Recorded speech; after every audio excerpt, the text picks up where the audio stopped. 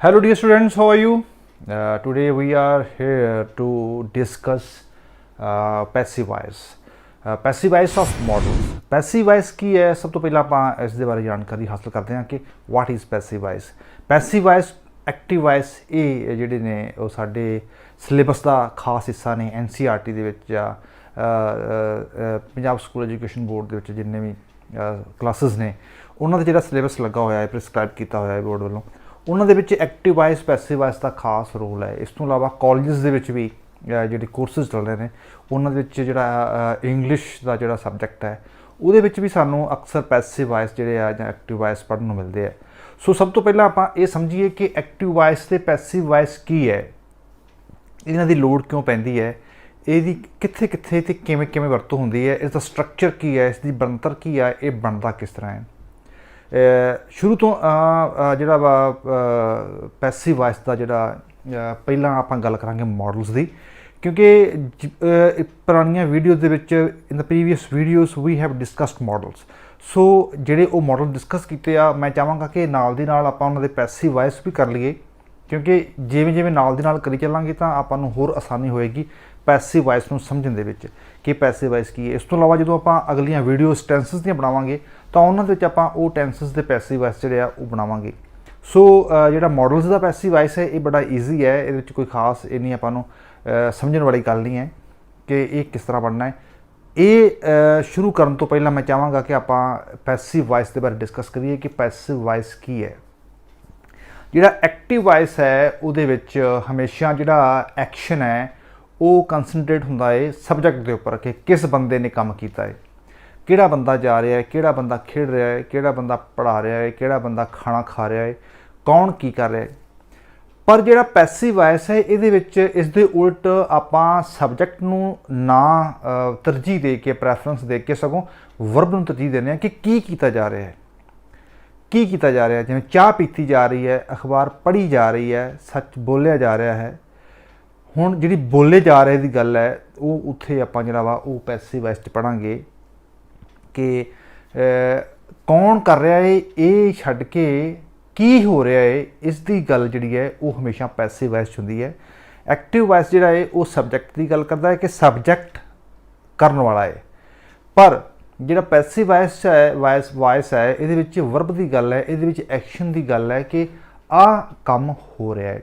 ਸੋ ਮੇਰੇ ਖਿਆਲ ਦੇ ਵਿੱਚ ਜਿਹੜੀ ਮੋਟੀ ਜਿਹੀ ਕਨਫਿਊਜ਼ਨ ਹੈ ਉਹ ਦੂਰ ਹੋ ਗਈ ਹੋਏਗੀ ਵੀ ਇਹਨਾਂ ਦੋਵਾਂ ਦੇ ਵਿੱਚ ਫ਼ਰਕ ਕੀ ਹੈ। ਦੂਸਰਾ ਜਿਹੜਾ ਐਕਟਿਵ ਵਾਇਸ ਤੇ ਪੈਸਿਵ ਵਾਇਸ ਹੈ ਇਹਦੇ ਵਿੱਚ ਹਮੇਸ਼ਾ ਆਪਾਂ ਥਰਡ ਫਾਰਮ ਦੀ ਵਰਤੋਂ ਕਰਦੇ ਹਾਂ, ਇਹਦੇ ਵਿੱਚ ਫਸਟ ਜਾਂ ਸੈਕੰਡ ਫਾਰਮ ਦੀ ਵਰਤੋਂ ਨਹੀਂ ਹੁੰਦੀ, ਇਹਦੇ ਵਿੱਚ ਪ੍ਰੈਜ਼ੈਂਟ ਜਾਂ ਪਾਸਟ ਦੀ ਵਰਤੋਂ ਨਹੀਂ, ਪਾਸਟ ਪਾਰਟੀਸਿਪਲ ਦੀ ਵਰਤੋਂ ਹੁੰਦੀ ਹੈ।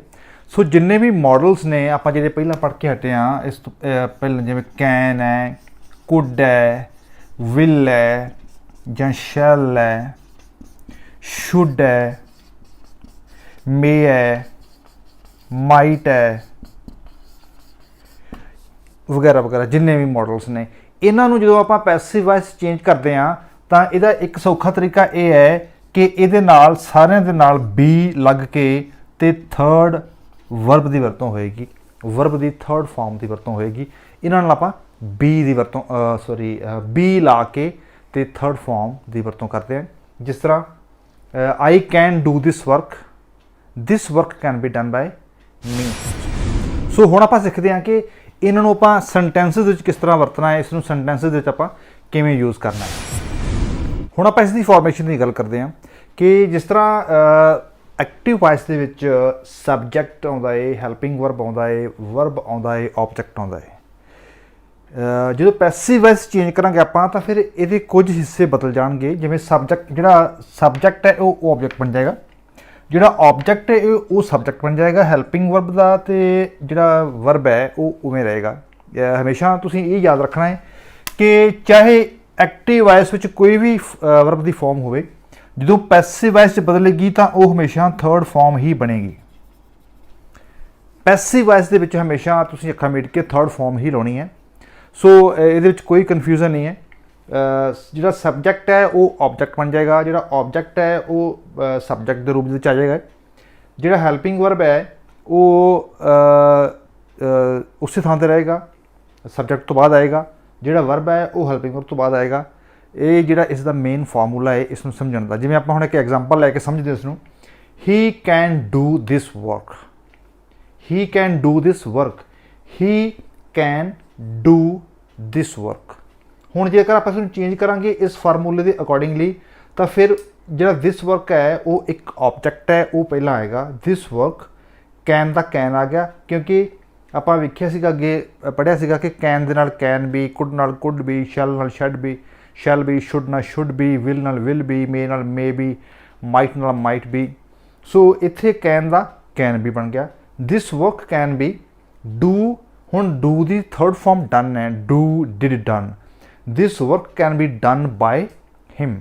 ਸੋ ਇਹ ਉਸ ਫਾਰਮੂਲੇ ਦੇ ਅਕੋਰਡਿੰਗਲੀ ਆਪਾਂ ਇਸ ਨੂੰ ਤਿਆਰ ਕਰ ਲਿਆ ਕਿ subject helping verb object, subject helping verb object, subject helping verb object ਜਿਹੜਾ ਚੇਂਜ ਹੋ ਗਿਆ। This work can be done by. ਹੁਣ ਆਪਾਂ ਕੁਝ ਹੋਰ ਐਗਜ਼ਾਮਪਲਸ ਲੈ ਕੇ ਦੇਖਦੇ ਹਾਂ, ਉਸ ਦੇ ਅਕੋਰਡਿੰਗਲੀ ਆਪਾਂ ਇਸ ਨੂੰ ਸਮਝਣ ਦੀ ਕੋਸ਼ਿਸ਼ ਕਰਦੇ ਹਾਂ, ਇਸ ਨੂੰ ਪੜ੍ਹਨ ਦੀ ਕੋਸ਼ਿਸ਼ ਕਰਦੇ ਹਾਂ। ਮੈਂ ਹੈਲਪਿੰਗ ਵਰਬ ਵਾਸਤੇ ਮਾਡਲ ਦੀ ਥਾਂ ਛੱਡੀ ਹੋਈ ਹੈ, ਉੱਥੇ ਇਹਦੇ ਵਿੱਚ ਆਪਾਂ ਕੋਈ ਵੀ ਮਾਡਲ ਜਿਹੜਾ ਵਾ ਉਸ ਨੂੰ ਫਿੱਟ ਕਰਕੇ ਆਪਾਂ ਉਸ ਨੂੰ ਪੜ੍ਹਨ ਦੀ ਕੋਸ਼ਿਸ਼ ਕਰਾਂਗੇ।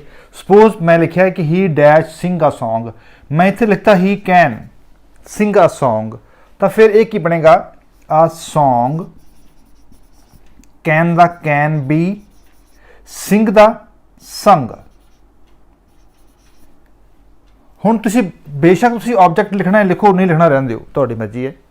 ਬੇਸ਼ੱਕ ਤੁਸੀਂ ਲਿਖ ਸਕਦੇ ਹੋ ਬਾਏ ਹਰ, ਇਹ ਲਿਖੋ ਜਾਂ ਨਾ ਲਿਖੋ, ਹੁਣ ਇਸ ਦਾ ਕੋਈ ਖਾਸ ਯੋਗਦਾਨ ਨਹੀਂ ਹੈ, ਕਿਉਂਕਿ ਮੋਟੀ ਗੱਲ ਜਿਹੜੀ ਹੈ ਉਹ ਇਸ ਦੀ ਵਰਬ ਦੀ ਫਾਰਮ ਚੇਂਜ ਕਰਨ ਦੀ ਹੈ, ਕਿਉਂਕਿ ਪੈਸਿਵ ਵਾਇਸ ਦੇ ਵਿੱਚ ਆਪਾਂ ਹਮੇਸ਼ਾ ਵਰਬ ਦੇ ਉੱਪਰ ਹੀ ਜ਼ੋਰ ਦਿੰਦੇ ਹਾਂ, ਵਰਬ ਦੇ ਉੱਪਰ ਹੀ ਆਪਾਂ ਉਹਦੀ ਸਾਰੀ ਡਿਸਕਸ਼ਨ ਕਰਦੇ ਹਾਂ। ਸੋ ਵਰਬ ਦੀ ਗੱਲ ਆ ਗਈ ਹੈ। ਅ song can be sung by ਹਰ, ਲਿਖਣਾ ਲਿਖ ਲਓ, ਨਹੀਂ ਲਿਖਣਾ ਨਾ ਲਿਖੋ। ਅੱਛਾ, ਜੇਕਰ ਮੈਂ ਇੱਥੇ ਲਿਖ ਦਿਆਂ could, she could sing a song, so ਇੱਥੇ ਫਿਰ ਕੁਛ ਨਹੀਂ ਬਦਲੇਗਾ, ਇੱਥੇ ਆਪਾਂ ਕੁਡ ਲਾਵਾਂਗੇ। A song could be sung by her, ਬਾਕੀ ਸਾਰਾ ਸਟਰਕਚਰ ਸੇਮ ਰਹਿ ਗਿਆ, ਕਿਉਂਕਿ ਇਹ ਕੁਡ ਹੈ, ਇੱਥੇ ਕੁਡ ਆ ਗਿਆ। ਹੁਣ ਜੇਕਰ ਆਪਾਂ ਇਸ ਥਾਂ ਤੇ ਵਿਲ ਲਾ ਦਈਏ, she will sing a song, ਤਾਂ ਫਿਰ ਇੱਥੇ ਵੀ a song will be sung by her, ਕੋਈ ਚੇਂਜ ਨਹੀਂ ਹੋਈ, ਸਿਰਫ ਤੇ ਸਿਰਫ ਵਰਬ ਦਾ ਜਿਹੜਾ ਹੈਲਪਿੰਗ ਵਰਬ ਹੈ ਉਹ ਚੇਂਜ ਕੀਤਾ ਗਿਆ ਆਪਾਂ। ਅੱਛਾ ਚਲੋ ਵੀ ਹੁਣ ਅੱਗੇ ਆਪਾਂ, ਸ਼ੀ ਮੇ ਸਿੰਗ a song may be sung by ਹਰ, ਸਾਰਾ ਕੁਛ ਉਹੀ ਹੈ, ਸਿਰਫ ਤੇ ਸਿਰਫ ਆਪਾਂ ਜਿਹੜਾ ਇਹਦਾ ਹੈਲਪਿੰਗ ਵਰਬ ਹੈ, ਮਾਡਲ ਹੈ, ਉਸ ਨੂੰ ਚੇਂਜ ਕਰਕੇ ਤੇ ਆਪਾਂ ਜਿਹੜਾ ਹੈ ਉਹ ਪੈਸਿਵ ਵਾਇਸ ਵਿੱਚ ਬਦਲਤਾ ਹੈ। ਸੋ ਸਾਰੇ ਦੇ ਸਾਰੇ ਜਿੰਨੇ ਵੀ ਟੈਂਸਸ ਨੇ ਉਹਨਾਂ ਦੇ ਵਿੱਚ ਵੀ ਇਸੇ ਤਰ੍ਹਾਂ ਹੀ ਹੈ, ਮਾਡਲਸ ਦੇ ਵਿੱਚ ਵੀ ਇਵੇਂ ਹੀ ਹੈ, ਜਿਵੇਂ has to, have to, had to, will have to, may have to, is to, am to, are to, was to, what to, ਉਹਨਾਂ ਸਾਰਿਆਂ ਦੇ ਵਿੱਚ ਆਪਾਂ ਬੀ ਲਾਉਣਾ ਹੈ। ਇਹਨਾਂ ਸਾਰਿਆਂ ਦੇ ਵਿੱਚ ਆਪਾਂ ਬੀ ਲਾ ਕੇ, ਜਿਵੇਂ ਹੈਜ਼ ਟੂ ਹੈ, ਹੈਜ਼ ਟੂ ਦਾ ਬਦਲ ਜਾਏਗਾ ਹੈਜ਼ ਟੂ ਬੀ। ਉਸ ਤੋਂ ਬਾਅਦ ਆਪਾਂ ਨੂੰ ਇਹ ਪਤਾ ਹੈ ਕਿ ਥਰਡ ਫਾਰਮ ਤੇ ਆਉਣੀ ਹੈ, has to be done, has to be sung, has to be seen, has to be looked. ਕੋਈ ਵੀ ਜਿਹੜਾ ਤੁਸੀਂ ਕੁਝ ਕੰਮ ਕਰ ਰਹੇ ਹੋ, ਜੇਕਰ ਆਪਾਂ ਉਸਨੂੰ ਚੇਂਜ ਕਰਨਾ ਹੈ ਪੈਸਿਵ ਵਾਇਸ ਦੇ ਵਿੱਚ, ਤਾਂ ਆਪਾਂ ਉੱਥੇ ਜਿੰਨੇ ਮਾਡਲਸ ਨੇ, ਜਾਂ has to, have to, had to, will have to, may have to ਹੈ, ਜਾਂ is to, am to, are to, was to, what to ਹੈ, ਤਾਂ ਉਹਨਾਂ ਸਾਰਿਆਂ ਦੇ ਵਿੱਚ ਆਪਾਂ ਬੀ ਲਾ ਕੇ ਤੇ ਆਪਾਂ ਇਸ ਨੂੰ ਕੀ ਕੀਤਾ, ਚੇਂਜ ਕਰਤਾ। ਸੋ ਹੁਣ ਇੱਕ ਹੋਰ ਆਪਣੇ ਕੋਲ ਐਗਜ਼ਾਮਪਲ ਹੈ, ਆਪਾਂ ਉਸ ਐਗਜ਼ਾਮਪਲ ਦੀ ਗੱਲ ਕਰਦੇ ਹਾਂ। ਆਪਾਂ ਇੱਥੋਂ ਕਰਕੇ ਵੇਖਦੇ ਹਾਂ, ਜਿਵੇਂ ਵੀ ਡੈਸ਼ ਸਪੀਕ ਇੰਗਲਿਸ਼, ਅਸੀਂ ਅੰਗਰੇਜ਼ੀ ਬੋਲ ਸਕਦੇ ਹਾਂ, ਅਸੀਂ ਬੋਲ ਸਕੇ, ਅਸੀਂ ਅੰਗਰੇਜ਼ੀ ਬੋਲਾਂਗੇ, ਤਾਂ ਕੀ ਕਰਾਂਗੇ, ਵੀ ਵਿਲ ਸਪੀਕ ਇੰਗਲਿਸ਼, ਅਸੀਂ ਅੰਗਰੇਜ਼ੀ ਬੋਲਾਂਗੇ ਤਾਂ ਕੀ ਹੋਊਗਾ, ਇੰਗਲਿਸ਼ ਵਿਲ ਬੀ ਸਪੋਕਨ ਬਾਈ ਅਸ। ਹੁਣ ਜਿਹੜਾ ਇਹ ਮੇਨ ਆਪਣਾ ਸਬਜੈਕਟ ਸੀਗਾ, ਜਿਹੜਾ ਸਬਜੈਕਟ ਜਿਹੜਾ ਗੱਲ ਕਰਨ ਵਾਲਾ ਹੈ, ਉਸ ਦੀ ਇੱਥੇ ਆ ਕੇ ਹੋਂਦ ਖਤਮ ਹੋ ਗਈ ਹੈ। ਹੁਣ ਤੁਸੀਂ ਅੱਗੇ ਵੀ ਆਪਾਂ ਗੱਲ ਕੀਤੀ, ਤੁਸੀਂ ਬੇਸ਼ੱਕ ਇਸ ਨੂੰ ਨਾ ਵੀ ਲਗਾਓ ਤਾਂ ਤਦ ਵੀ ਜਿਹੜਾ ਹੈ ਉਹ ਸਾਡਾ ਗੁਜ਼ਾਰਾ ਹੈ, ਸਾਡੀ ਬਿਲਕੁਲ ਜਿਹੜੀ ਸਟਰਕਚਰ ਹੈ ਉਹ ਪੂਰਾ ਹੈ, ਉਹ ਕੁਛ ਅਧੂਰਾ ਨਹੀਂ ਹੈ।